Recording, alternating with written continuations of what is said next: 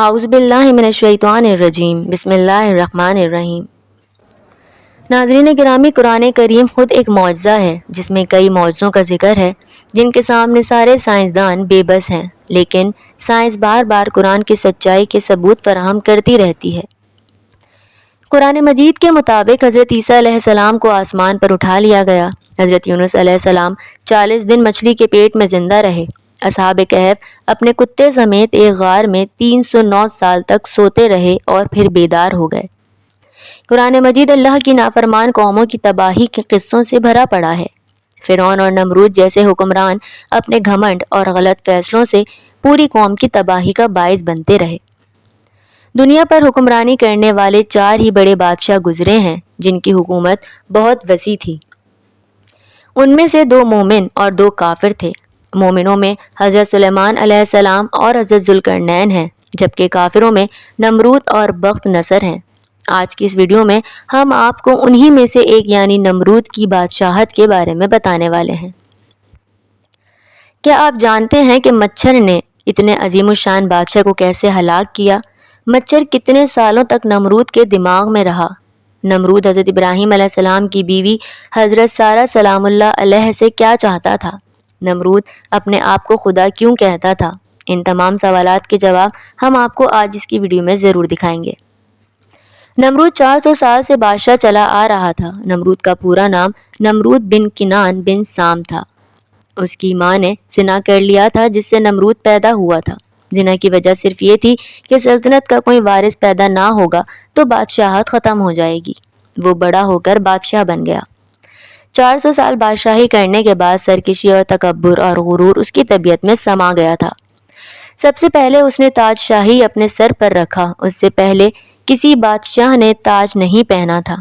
یہ لوگوں سے زبردستی اپنی پرستش کرواتا تھا۔ کاہن اور نجومی اس کے دربار میں بکثرت اس کی مقرب تھے۔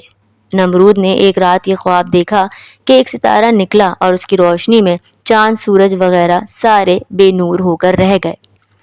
کاہنوں اور نجومیوں نے خواب کی یہ تعبیر دی کہ ایک فرزند ایسا ہوگا جو تیری بادشاہی کے زوال کا سبب ہوگا۔ یہ سن کر نمرود بے حد پریشان ہو گیا اور اس نے یہ حکم دیا کہ میرے شہر میں جو بچہ پیدا ہو وہ قتل کر دیا جائے اور مرد عورتوں سے جدا رہیں۔ چنانچہ ہزاروں بچے قتل کر دیے گئے۔ مگر تقدیر الہی کو کون ٹال سکتا ہے؟ اسی دوران حضرت ابراہیم علیہ السلام پیدا ہو گئے اور بادشاہ کے خوف سے ان کی والدہ ان کو شہر سے دور 2 پہاڑ کے ایک غار میں چھپا کر آ گئیں اور اسی غار میں چھپ کر ان کی والدہ ان کو روزانہ دودھ پلایا کرتی تھیں۔ بعض مفسرین کا قول ہے کہ 7 برس کی عمر تک، اور بعض نے تحریر فرمایا کہ 17 برس تک آپ اسی غار میں پرورش پاتے رہے۔ نمرود ایسا ظالم اور جابر بادشاہ تھا کہ اس نے اپنی سلطنت میں قانون بنا دیا تھا کہ خوراک اور غلہ صرف اسی کو ملے گا جو مجھے خدا مانے گا۔ نمرود نے پورے ملک کے غلے کو اپنے قبضے میں لے رکھا تھا۔ خوراک صرف اسی کو ملتی جو اس کو خدا مانتا تھا۔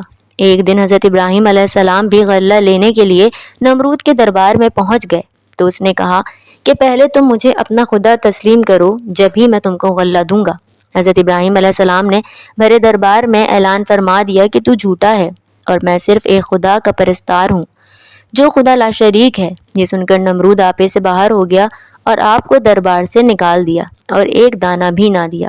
حضرت ابراہیم علیہ السلام نے تھیلا لیا اور اس کو ریت سے بھرا اور گھر لے گئے اور سو گئے۔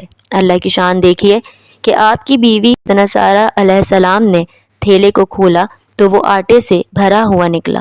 انہوں نے فوراً روٹیاں بنائیں اور آپ کو جگایا۔ روٹیاں دیکھ کر آپ علیہ السلام بولے، یہ کہاں سے آئیں؟ انہوں نے کہا، یہ اسی آٹے سے بنائی ہیں جو آپ تھیلے میں بھر کر لائے تھے۔ آپ علیہ السلام سمجھ گئے کہ اللہ پاک کی طرف سے ریت آٹے میں تبدیل ہو گئی اور آپ نے اللہ تعالیٰ کا شکر ادا کیا۔ نمرود ایک ایسا ظالم تھا کہ جس نے حضرت ابراہیم علیہ السلام کو آگ میں ڈلوا دیا، لیکن اللہ کے حکم سے وہ آگ گلزار بن گئی۔ نمرود نے آپ کے کلمہ حق سے تنگ آ کر ایک دن آپ علیہ السلام کو اپنے دربار میں بلایا اور حسب ذیل مکالمہ یعنی مناظرہ شروع کر دیا۔ نمرود بولا، اے حضرت ابراہیم علیہ السلام، بتاؤ تمہارا رب کون ہے جس کی عبادت کی تم لوگوں کو دعوت دیتے رہتے ہو؟ حضرت ابراہیم علیہ السلام نے فرمایا، میرا رب زندہ کرتا ہے اور مارتا ہے۔ اس نے کہا، میں بھی زندہ کرتا ہوں اور مارتا ہوں۔ چنانچہ اس وقت اس نے 2 قیدیوں کو جیل خانے سے دربار میں بلایا۔ ایک کو موت کی سزا ہو چکی تھی اور دوسرا رہا ہو چکا تھا۔ نمرود نے پھانسی پانے والے کو تو چھوڑ دیا اور بے قصور کو پھانسی دے دی، اور بولا کہ دیکھ لو، جو مردہ تھا میں نے اس کو زندہ کر دیا، اور جو زندہ تھا میں نے اس کو مردہ کر دیا۔ حضرت ابراہیم علیہ السلام سمجھ گئے کہ نمرود بالکل ہی احمق اور نہایت ہی گھمنڈی آدمی ہے، جو زندہ اور مارنے کا یہ مطلب سمجھ بیٹھا۔ اس لیے آپ علیہ السلام نے اس کے سامنے ایک دوسری بہت ہی واضح اور روشن دلیل پیش فرمائی۔ چنانچہ آپ علیہ السلام نے ارشاد فرمایا کہ اے نمرود، میرا رب وہی ہے جو سورج کو مشرق سے نکالتا ہے۔ اگر تو خدا ہے تو ایک دن سورج کو مغرب سے نکال دے۔ حضرت ابراہیم علیہ السلام کی یہ دلیل سن کر نمرود حیران رہ گیا اور کچھ بھی نہ بول سکا۔ یہ مناظرہ ختم ہو گیا۔ حضرت ابراہیم علیہ السلام اس مناظرے میں فتح مند ہو کر دربار سے باہر تشریف لائے تو توحید الہی کا فیض عام فرمانا شروع کر دیا۔ قرآن مجید نے اس مناظرے کو ان لفظوں میں بیان فرمایا ہے جس کا ترجمہ ہے: اے محبوب، کیا تم نے نہ دیکھا تھا اسے جو ابراہیم علیہ السلام سے جھگڑا کر رہا تھا اس کے رب کے بارے میں، اس پر کہ اللہ نے اسے بادشاہی دی، جبکہ ابراہیم علیہ السلام نے کہا کہ میرا رب وہ ہے جو جلاتا اور مارتا ہے۔